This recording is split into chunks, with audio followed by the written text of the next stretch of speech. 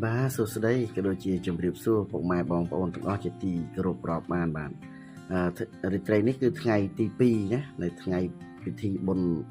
អុំទូកអមបុកសំពះប្រខែនិងម្ដាយប្រទីបហើយដល់ឡែកឯខ្ញុំវិញនឹងក្រុមការងារនេះវិញត្រៀមរៀបចំក្រោយពីសែនសុំព្រេងម្ចាស់ទឹកម្ចាស់ដីព្រៃព្រឹក្សារួចហើយក៏រៀបចំដាក់កំជ្រួចកលែកមើលទៅបងប្អូនប្រជាពលរដ្ឋយើងណាធ្វើដំណើរយ៉ាងសប្បាយរីករាយនៅបរិវេណបឹងកន្សែងនៅក្នុងរាត្រីថ្ងៃទី2ណានៅថ្ងៃពិធីបុណ្យអុំទូកអមបុកនិងសំពះព្រះខែហើយយើងមើលកលែកទៅហើយត្រើយមកខាងនោះក៏មានការប្រដាល់សេរីណាបងប្អូនណាឃើញថាបងប្អូនប្រជាពលរដ្ឋយើងចូលរួមទស្សនាយ៉ាងច្រើនកកដើម្បីលើកស្ទួយវិស័យគុនខ្មែរយើងណាបងប្អូនពុកម៉ែហើយកម្មវិធីខាងប្រដាល់នោះក៏មានការឧបត្ថម្ភដោយគ្រុឌដែរបាទ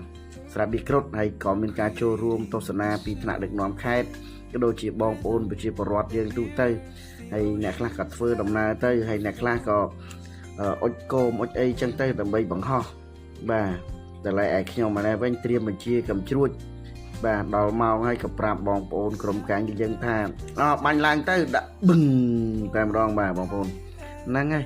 តបមកទៀតយើងក៏ទស្សនាមើលក្របកំជ្រួចបាទហើយសូមជម្រាបថានេះមិនមែនជាក្របប្រកែកក្របអីទេគឺជាក្របកំជ្រួចរបស់ប្រទេសកម្ពុជាយើងបាញ់ដើម្បីអបអរសាទរពិធីបុណ្យអុំទូកអមបុកសំពះប្រខែនិងបដិបត្តិសម្រាប់ខេត្តរតនគិរីដោយមានការរៀបចំ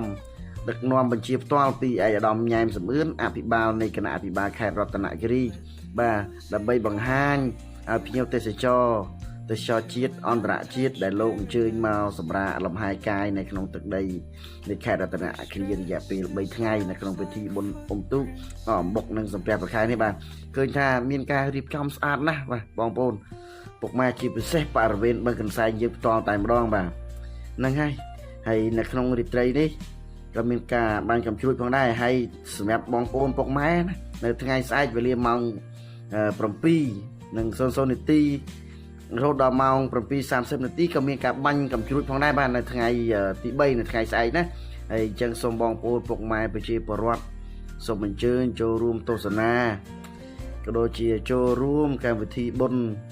ឲ្យបានច្រើនកកបាននៅពិសេសនៅបរិវេណបឹងកន្សែងយើងតែម្ដងបាទបងប្អូនណាកុំភ្លេចណាទៅមើលទស្សនាកម្មវិធីបាញ់កំជ្រួចគឺយើងបាញ់នៅវេលាម៉ោង